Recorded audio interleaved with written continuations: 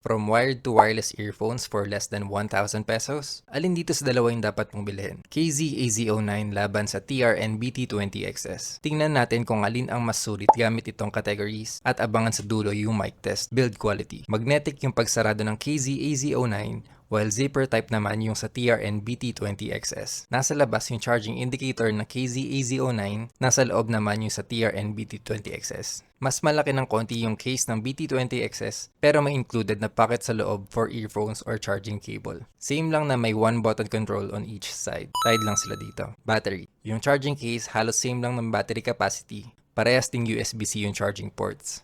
Up to 6 hours continuous playback yung kaya ng KZ-AZ09 pero up to 13 hours naman yung sa BT20XS. BT20XS ang panalo dito.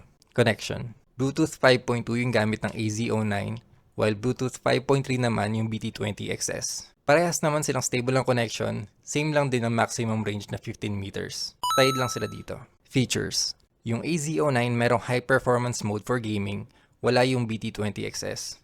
Water and sweat resistant naman yung BT20XS, pero yung AZ09 ang hindi. So depende sa iyo kung alin ang mas importante. Tied lang ulit dito. Compatibility. 2 options lang yung meron sa AZ09, while 3 naman yung sa BT20XS. Bonus feature ng BT20XS na swappable yung pin niya kung may iba-iba kang earphones.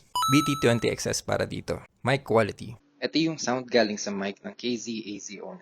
Ito naman yung sound ng mic galing sa TRN BT20XS. Para sa amin mas malinaw yung mic ng AZ09 pero comment nyo dito kung alin ang preferred nyo. Price. Mas mura ng 100 pesos itong BT20XS so ito ang panalo dito. Overall, mas may re-recommend namin yung BT20XS at mas makakatipid ka pa. Pero kung kailangan mo ng gaming mode or mas trip mo yung aesthetics, go for KZ-AZ09. Maraming salamat sa panonood hanggang sa dulo.